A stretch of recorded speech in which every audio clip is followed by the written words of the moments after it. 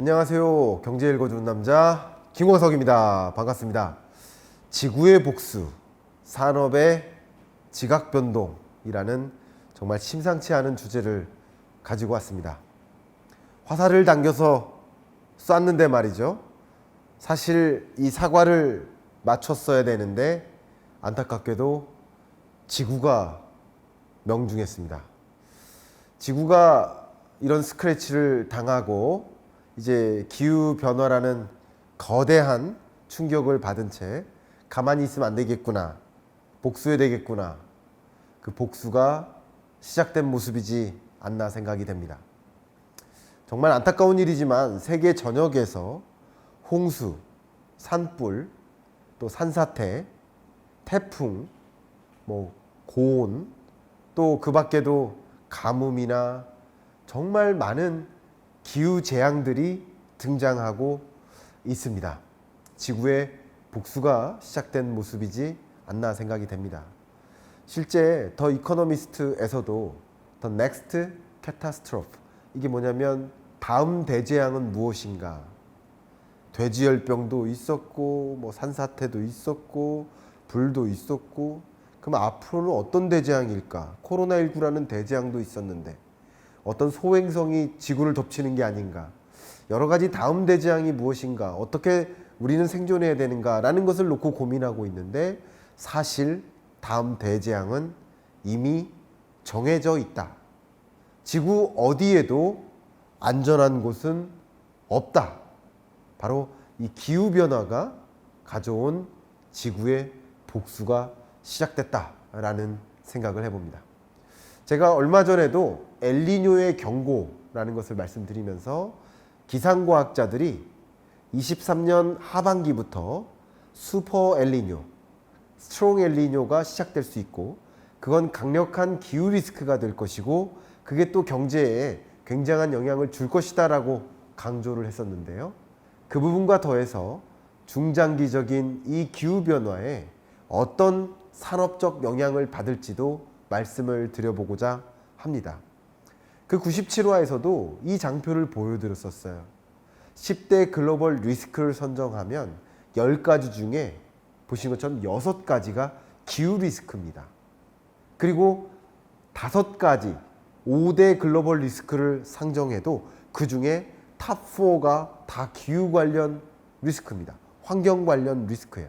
그 기후 리스크가 계속 점증되고 있고 친환경적 요구가 집중되고 있는 모습이에요. 그 친환경적 요구 중에 하나가 세계 글로벌 선진국들을 중심으로, 미국을 비롯한 유러피언 선진국들을 중심으로 말이죠. 그냥 이대로 놔뒀다가는 CO2가 계속 늘어난다. CO2 발생량, 배출량을 좀 줄여야 된다. 어떻게 줄이느냐? 2번처럼 카본 텍스, 탄소세를 매겨야 된다. 그리고 그린 서브시디, 보조금을 줘야 된다. 그래야 재생에너지 설비가 늘 수 있다. 인프라스트럭처, 전기차 충전 인프라라든가 재생에너지 인프라, 재생에너지 인프라 중에서는 태양광이라든가 또 풍력 발전, 이런 각종 인프라를 더 많이 확보해야 된다. 그래야 이 CO2 배출량을 이 시나리오, 1번 시나리오로 두는 게 아니라 빨간색, 가장 낮은 시나리오로 바꿔나가야 된다 하는 방향으로 움직이고 있는 모습이고, 사회는 이런 친환경적 요구를 적극적으로 내보이고 있는 모습이에요. 결국 CO2 배출량을 줄여야 된다, 줄여야만 한다 라는 압력이 단행되고 있고요. 그 압력이 경영 전략으로서 표출된 모습, 그게 바로 ESG 경영 아닌가 생각이 되겠습니다. ESG 경영이 이제 보편화되고 있고요. ESG 경영 철학을 장착하지 않은 어떤 대기업도 없는 모습이에요. 또 탄소 저감 기술을 더 확대 보급하는 그런 움직임들도 결국 이런 압력이 작용된 기업들의 행보라고 해석해 볼 수 있을 것 같아요. 제가 ESG 경영에 정말 많은 사례들을 가지고 있는데, 그 중에서 제가 개인적으로 가장 인상적으로 남아있는 그 ESG 경영의 사례 하나만 소개해 드린다면, 포스코그룹과 현대제철은 서로 경쟁사예요. 경쟁사이지만 탄소 중립만큼은 상생하자, 탄소 중립만큼은 같이 하자라고 입장을 표명하면서 포스코 그룹에서 물건을 싣고 위로 올라갑니다. 평택 유통기지까지 올라갑니다. 근데 내려갈 때는 비어있는 배로 갔었죠. 근데 이제 내려갈 때는 현대제철 물건 싣고 오자 하는 탄소 중립 상생을 모색했고요. 이 제도적 장치를 마련함으로써 연간 이산화탄소 3,000톤을 감축할 수 있는 효과가 발생하고 소나무를 심는다라고 했을 때는 54만 그루를 심어야 발생할 수 있는 효과가 나타나는 겁니다. 이게 바로 ESG 경영이죠. 수많은 ESG 경영이 있지만 지금 보여드린 이 ESG 경영을 저는 가장 인상 깊게 생각하고 있고요. 포스코 그룹이나 현대제철뿐만 아니라 두 그룹사에도 제가 방문했을 때 이 사례를 같이 공유하면서 더 많이 해주십시오라고 요청도 했었습니다만 그 밖에 다른 기업에도 이 두 기업의 탄소 중립 상생 모색 이 방향성을 적극적으로 알리고 있는 입장입니다. 여러분들도 이런 탄소 중립 상생의 사례를 많이 다른 분들께 전파해 주시면 도움이 되지 않을까 생각합니다.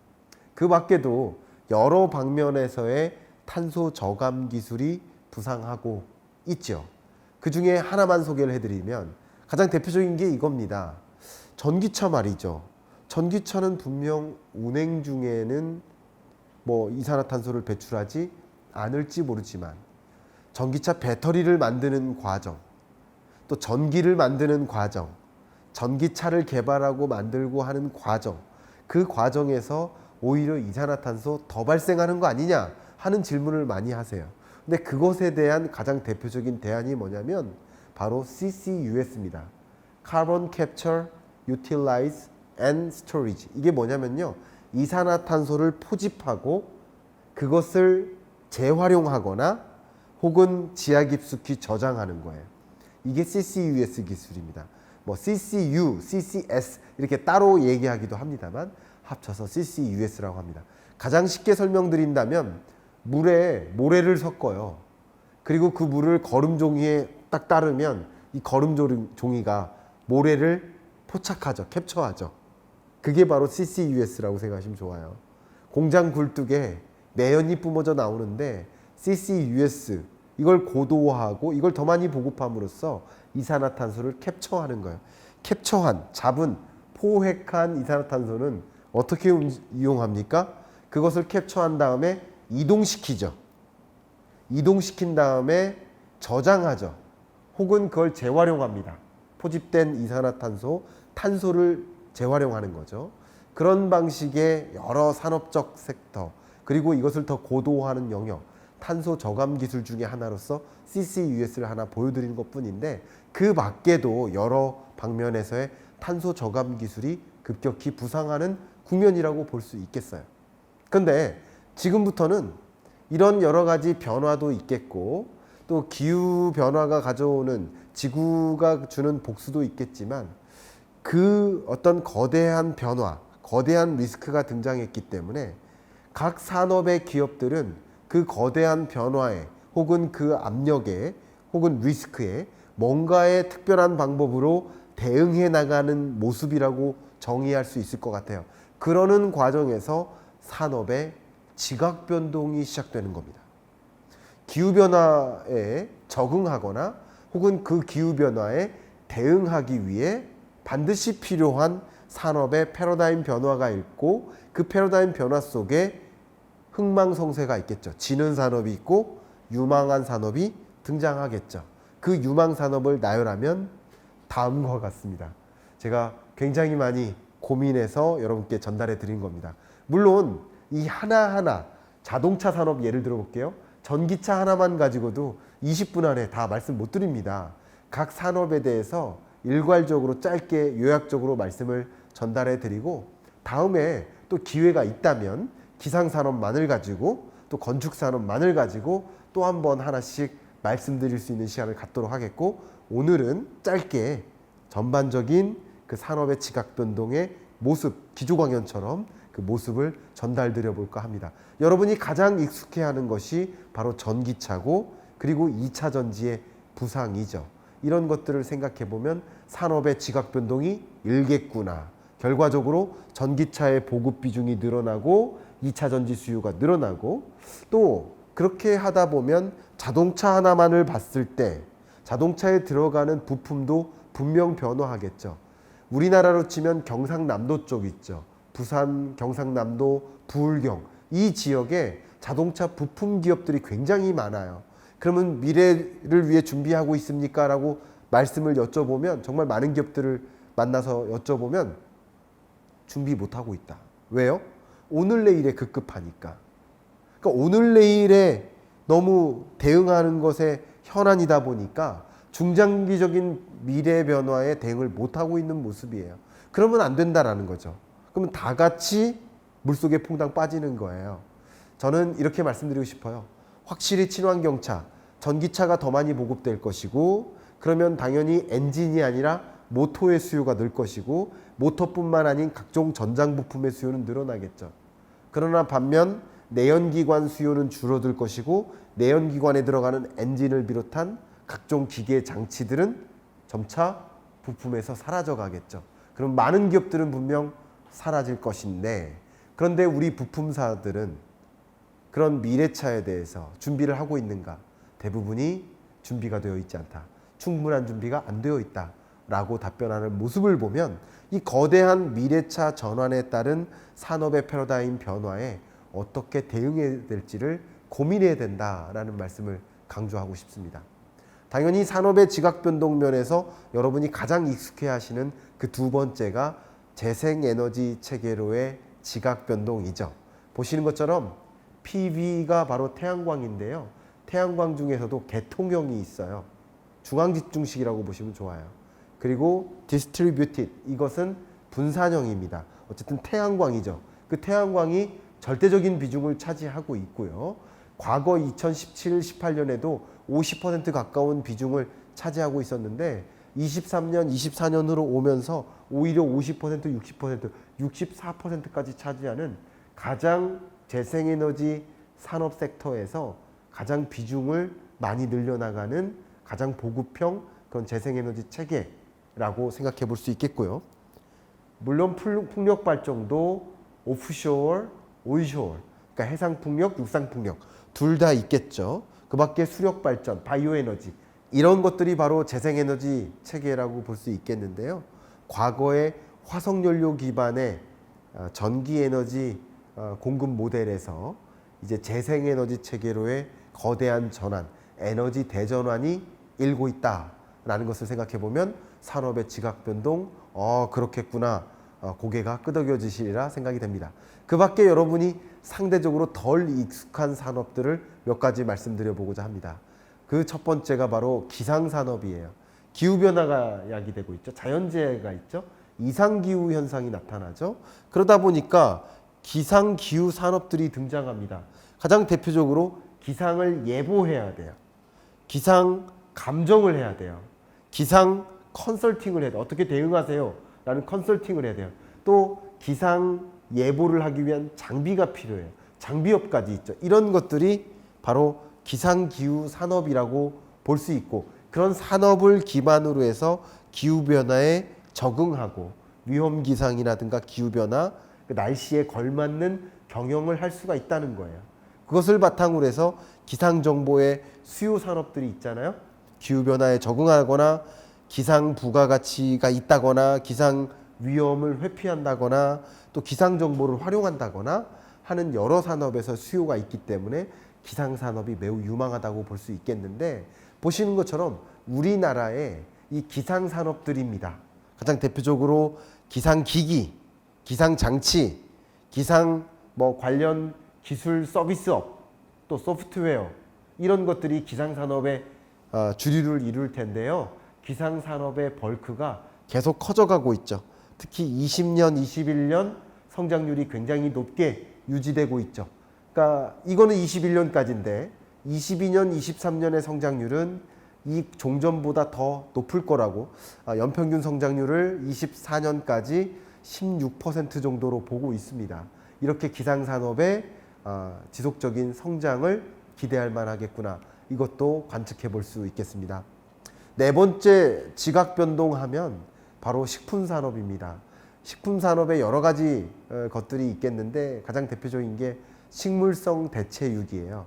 왜냐하면 낙농업에서 이산화탄소가 많이 발생하거든요. 정말 이 기후변화 대응을 위해서는 고기를 안 먹어야 되나 봐요. 근데 어떻게 고기를 안 먹습니까? 그죠? 그러니까 대체육, 식물성 대체육이 등장하는 겁니다. 지금 보시는 것은 독일 쾰른 식품 박람회 현장의 모습인데요. 여기서 Meat More Meatless라는 이 캐치프레이즈로 하나의 이벤트가 있기도 했었습니다. 식물성 대체육을 생산하는 그 기업들이 박람회를 통해서 또 시연도 하고 시금도 하고 하면서 이 식물성 대체육이 고기하고 식물성 대체육하고 구분을 못하게 만드는 것이 핵심 관전 포인트겠죠. 품질의 핵심은 그런 방향으로 이 말 그대로 고기 없는 고기를 지향하는 그런 식물성 대체육의 부상, 이것도 여러분이 관전 포인트로 가져가실 필요가 있을 것 같고요. 그 밖에 여러 가지 것들이 있겠습니다만 도시농업도 하나입니다. 도시에서 어떻게 보면 폐허로 있거나 활용되지 않고 있는 지역이 있거나 뭐 시멘트로 이렇게 뭐 복잡한 건물이 있다 그러면 여기가 만약에 농업지로 작은 농장으로 바뀐다면 어떨까요? 그만큼 이산화탄소 저감에 노력할 수 있겠고 또 식량 자원을 안정적으로 공급할 수 있겠고요. 그래서 도시농업을 육성하는 것이 우리로서는 상당한 환경적 가치, 또 사회적 가치 중에는 아마도 참여 인력이 늘고 도시농업 공동체가 늘고요.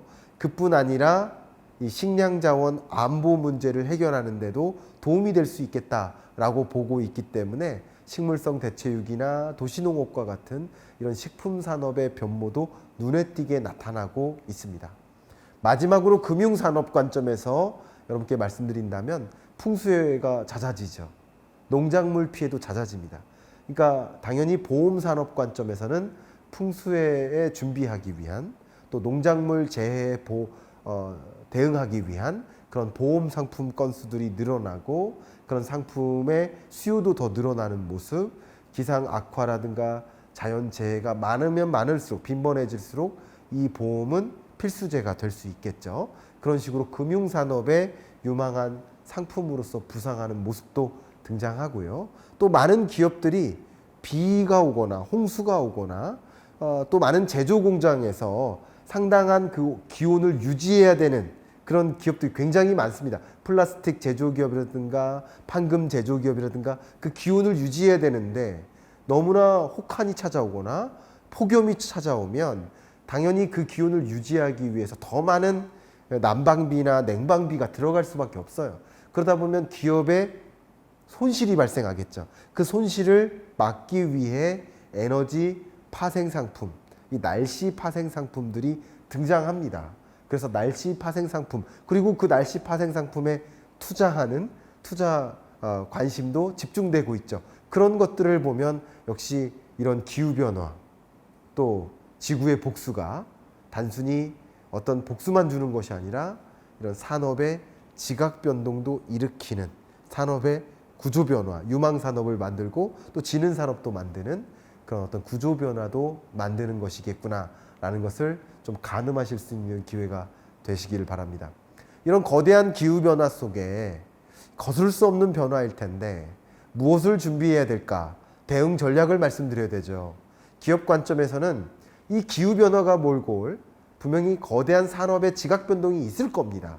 그럼 그 지각 변동을 관찰하고 관련 혹은 비관련 산업으로 다각화할 수 있겠는데요. 오늘은 많이 말씀을 안 드렸습니다만 건설업 같은 경우도 말이죠. 예를 들어서 친환경 건축 자재를 사용한다든가 또 에너지 제로 빌딩 같은 것을 더 많이 구축한다든가 또 모듈로 건축이라고 해서 공장에서 건물을 다 만들고 조립식으로 레고처럼 레고를 만들고 현장에서 레고를 쌓기만 하면 되는 모듈로 건축법이 있어요. 이것은 앞에 말씀드렸던 CCUS를 활용해서 이산화탄소를 저감할 수 있거든요. 이런 여러 가지 방식, 지금 제가 건설 산업을 예를 든 거지만 여러 가지 이런 지각 변동을 관찰하고 어떻게 대응함으로써 오히려 기업들은 기회를 가질 수 있을까 라는 것을 생각해 볼 필요가 있지 않을까 생각하고요. 정부는요, 가게나 기업이 이런 기후변화 대응에 성공적으로 임할 수 있도록 어떤 정책적 지원, 제도적 환경, 그리고 이런 새롭게 등장하는 유망산업을 좀 성장할 수 없도록 만드는 과거의 낡은 규제를 완화한다든가 하는 노력도 필요하다라고 생각합니다. 마지막으로 가게, 여러분들은 기후변화라는 거스를 수 없는 중장기적인 흐름을 무시할 수 없기 때문에 그 기후변화 대응 속에서 반드시 요구되는 유망산업이 있고 그 유망산업에 내가 주역이 되기 위해서는 어떤 역량을 가질까를 고민하고 역량을 확보하는 노력도 필요하다라고 생각이 되고, 앞에 말씀드렸던 기후변화 대응 속에서 반드시 부상하는 산업이 분명히 있겠죠. 제2의 2차 전지는 무엇일까라는 관전 포인트를 갖고 투자 관점에서도 그런 유망산업, 기후변화에 대응을 한다는 것이 가장 중요한 리스크니까 그 리스크에 대응하는 관점에서 뚜렷하게 부상하는 산업은 무엇일까라는 것을 질문을 던지고 그 질문에 대해서 답변을 찾는 방식으로 중장기 투자 의사결정하시면 또 어떨까, 이런 말씀을 드리면서 101회죠. 경제 읽어준 남자 마무리하겠습니다. 감사합니다.